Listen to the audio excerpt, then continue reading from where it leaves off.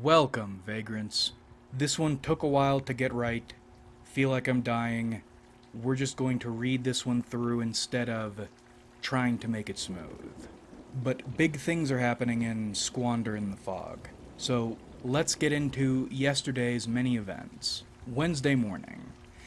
After a night of troubled sleep, Ellis Baker visits the Tabernacle of the Wayward once more to speak with Father Cornelius Wolfram. An inversion of Tuesday morning, Ellis Baker finds the holy man knelt before the tense little altar in a trance, one familiar to the vagrant. Concern worms around the older man's wrinkled countenance. His eyes are shut tight, he frowns. His clasped hands tremble. When Ellis Baker touches his shoulder, he jumps. Then he gets his bearings and settles into an uneasy smile. Ellis Baker recounts last night's scuffle and, as his retelling progresses, Cornelius' smile fades. By the end, the frown he wore during prayer has returned. I had my suspicions, Cornelius says. There's a plague in the air, some diseased darkness covering this place like the fog we so adore. I sensed it the moment I arrived. It crawls out of Squander the way our fog crawls onto land from the sea. To think it's more than an evaporating old man's imagination. Cornelius pauses. He examines Ellis Baker's crucifix. He shakes his head. Thank you for warning me. I'll inform trusted members of our congregation. Hand out crucifixes. Suggest caution. Recommend prayer. He shakes his head again. Prayer. I'll pray for us all. Across the fog, Paul Norsky receives and improves another 2 breakfast portions for himself and for Mitchell. Spending 10 cents on some sort of miracle spice woodsy vagrants are crushing up and selling improves the curative properties of his culinary improvements and even heightens the flavor. Who knew scrambled eggs could taste and feel so refreshing? Paul Norsky and Mitchell's shared nauseous haze clears up in an instant. Amazed and thankful, Mitchell listens to Paul Norsky recount his own encounter on the beach. To Paul Norsky's surprise, Mitchell nods. He finishes chewing and looks at Paul straight. I think I know the man you mean. Goddamn G-Man spook. I haven't seen him myself, but I have heard about him. Wears that striped suit. Hangs around with the police sometimes. Shows up when and where he should and then disappears like he's made of shadows. Yeah. Eerier than the black cat crossing a back road at night. Shit. Yeah, man. I'll let everyone know to keep their eyes open. That same morning, if one were to watch the mill and lumber zones closely, one might notice a frazzled man stumbling around busy workstations. Many do notice him, but none chase him off. The man wears an invisible mantle of duty. Whatever the reason, none interrupt this man as he builds an arsenal of garbage. This man, Horatio Jasperson, collects a discarded length of pipe, a small spool of wire, a rusted saw blade, and a forgotten flask of oil. With his arms full of treasure and his mind full of terror, Horatio Jasperson scuttles back to his tent to stow his bounty. Now we enter Wednesday afternoon. In the afternoon, Ellis Baker visits the Fog's market tent to trade his herbs. Some vagrants, probably the tenders of the secret garden, eye Ellis Baker's herbs suspiciously but say nothing. These herbs are becoming quite the desirable commodity. Still, Ellis Baker has trouble finding anyone willing to barter with him. Then one vagrant exchanges her scraps of this and that for Ellis Baker's healing herbs. To the untrained eye, this trade seems foolish, and some vagrants scoff. After distancing himself from the market tent, however, Ellis Baker constructs from the scrap materials a set of 3 snares that will almost certainly catch him some rabbits. By early afternoon, Paul Norsky has decided on his evening plans. What he's thinking is risky, but he's still practiced and daring enough he believes he can pull it off. Fortunately, he has time to prepare. Paul Norsky creeps into Squander shortly after lunch and clambers up onto a rooftop overlooking the Squander Police Department. He counts 2 officers on duty, one working the front desk and one wandering the building aimlessly. The wandering one looks to be the sheriff. There appear to be no officers patrolling Squander at large. There are 2 cruisers parked out front in designated spots. They look expensive. There's a civilian's automobile parked in the sheriff's reserved parking spot. It looks expensive too. Paul Norsky monitors the building and the police all afternoon. Nearby, Horatio Jasperson enters Squander's town square unarmed. Walking among crowds of strolling citizens, the vagrant mutters to himself. When some citizens overhear him, they turn to shoot the invasive species unwelcoming looks, but Instead of finding a mad hobo muttering to himself, they're met with bright eyes and a disarming smile. The citizens stop in their tracks. Enraptured, they can't make sense of what they're seeing. Horatio Jasperson snickers to himself, perceived by the citizens as a warm, knowing chuckle, and then inquires about murders in the Hooverville fog, particularly the inconsistent responses of law enforcement. Well, sir, one younger squander man says, Tom Sallow is sheriff, see, my great-uncle, and he's got himself 3 muter boys as deputies. They're easygoing folks, such as we all are, and they're none too keen on getting wrapped up in the affairs of your kind. I mean no offense, sir, but you all aren't exactly us all, so there's no point of trying to figure out which tramp killed whichever other tramp over pennies or booze or whatever it might be. No point. That's the unofficial official stance. Then there's silence. The younger man coughs. Horatio Jasperson imagines what the unofficial official response might look like if the beast tore this local boy into all-American mystery meat. Oh, the younger man says. He raises a finger. They have investigated your neck of the woods recently. Twice in 1 week. That's what you mean? Okay, sir. Now I'm getting this through the grapevine, so I don't know for a fact, but I hear investigating wasn't our boy's choice. There's that suit-wearing Mexican been prancing around the last couple months. He showed up just before those other foreigners in your ilk did. I don't know who he is, but he is somebody. I'm pretty sure he's the one insisting on some of these investigations. I couldn't imagine for the life of me why. Hell, I don't want to know. I know I want him gone. I want those Asians gone. I want all those goddamn tramps gone. The younger man rolls a scuffed hat in his fists. He scowls. The vagrant's charming mask is slipping. I need to be going. Good day to you, sir. The younger man leans in with his last word, but Horatio Jasperson twitches and yelps and sends the younger man stumbling backward. Now we enter Wednesday night.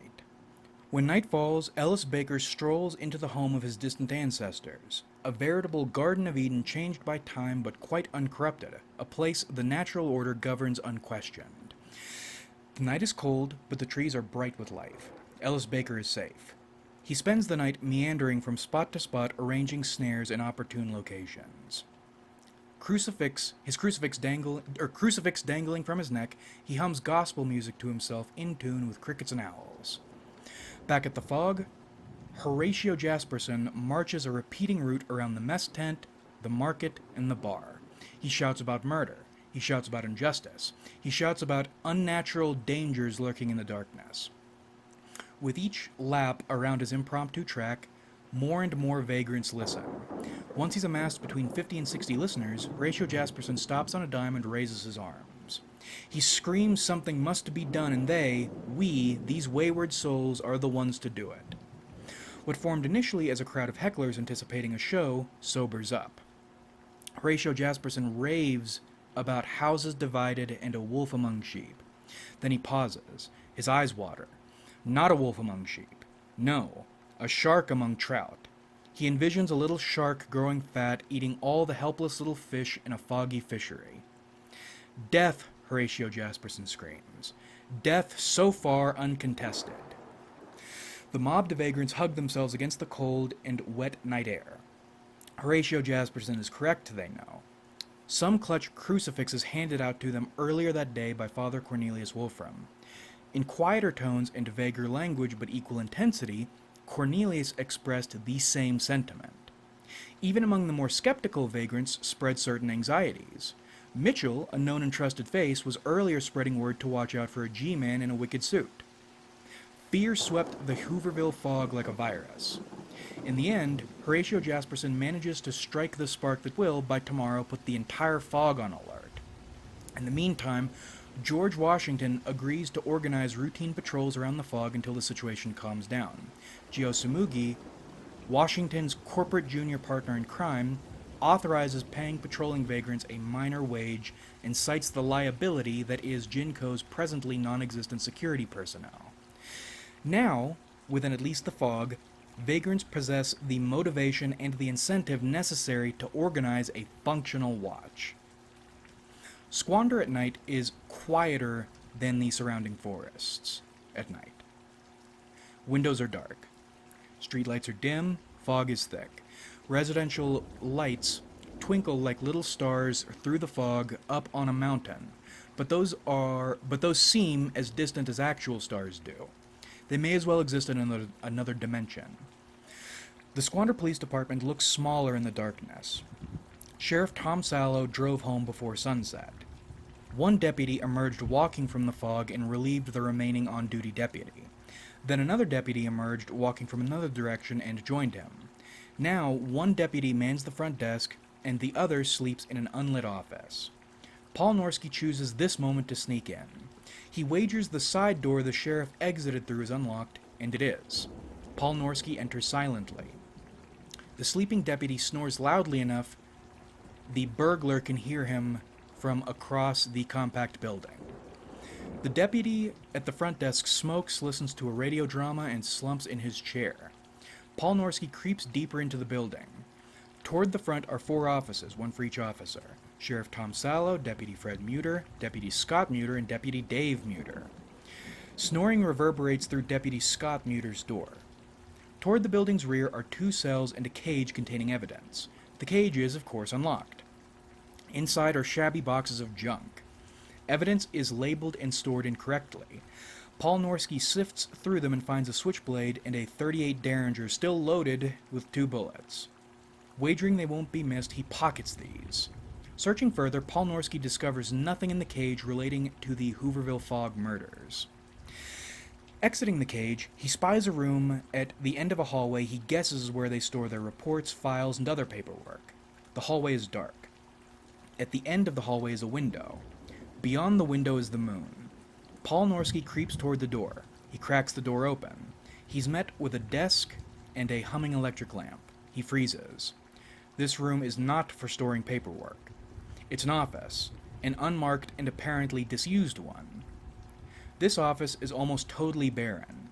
Inside is nothing but 1 chair, 1 desk, 1 lamp, and 1 filing cabinet.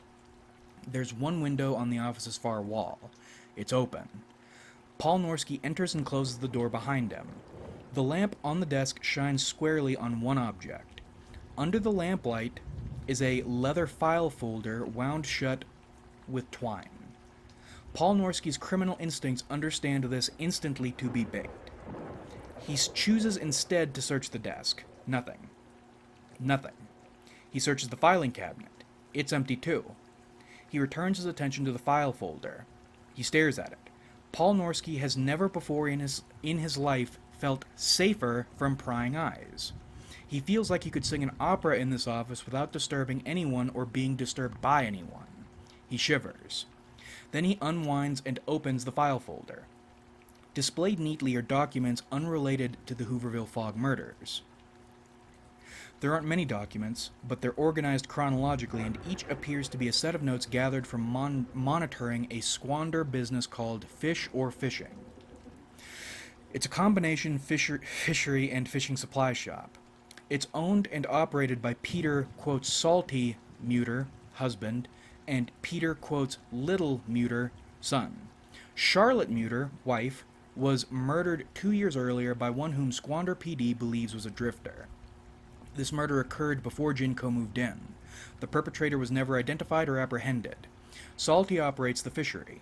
Little manages the shop. Salty, previously a loud and outgoing man, has sunk into the obscure waters of his career. Little, previously a studious and clever boy, has taken up truancy and outfitter-esque hunting. Subsequent documents contain numbers, maybe codes, and language Paul Norsky can't make sense of. The last document is printed on sturdier paper and rests below photographs of the most recent Hooverville Fog murders. Paul Norsky examines them. If the photographs aren't real, then Paul Norsky can't work out how the police managed to clean up the crime scene so perfectly. The messes pictured here are gruesome enough fire wouldn't clean them. More strange words compose the final document, but at the bottom is a signature and a seal with no date other than 1934. The name is signed Saturnino Zapata, and the seal stamped pictures an evergreen tree surrounded at the roots by a ring of assorted animal and human skulls. All of a sudden, Paul Norsky feels seen. He feels eyes watching him from shadowed corners of the office. He feels eyes watching him from the window. He feels eyes watching him from the forests beyond the window. He feels eyes watching him from the mountains. He feels eyes watching him from everywhere he can't see, but nobody is there. Paul Norsky is alone. Panicking, Paul Norsky climbs through the window and hurries back through the night toward the low, glowing lanterns of the Hooverville fog, where frightened men and women are forming ranks against whatever creatures might be coming for them. And that wraps up Wednesday's events. On screen are the beginning Thursday character sheets. You guys wombo-comboed the Citizens Militia or Vagrants Militia thing. I was expecting some degree of awareness or light patrols to come into play today, but you managed to convince and scare everybody effectively enough there is an actual force forming. That was not what I was expecting. And this one took a while to get right this day, and it's longer than both of the previous days combined. Even booking it reading the way we are today still took about twice as long as the other ones. I'm interested to see what happens next. You have everything to get the monster of the week, and you even managed to touch the membrane of the wider plot if we were to do this again. But we will cut it here. Closing in on the end, this project has been terrible for my analytics, but fuck it. I am thoroughly enjoying this. Like if you enjoyed, subscribe if you haven't.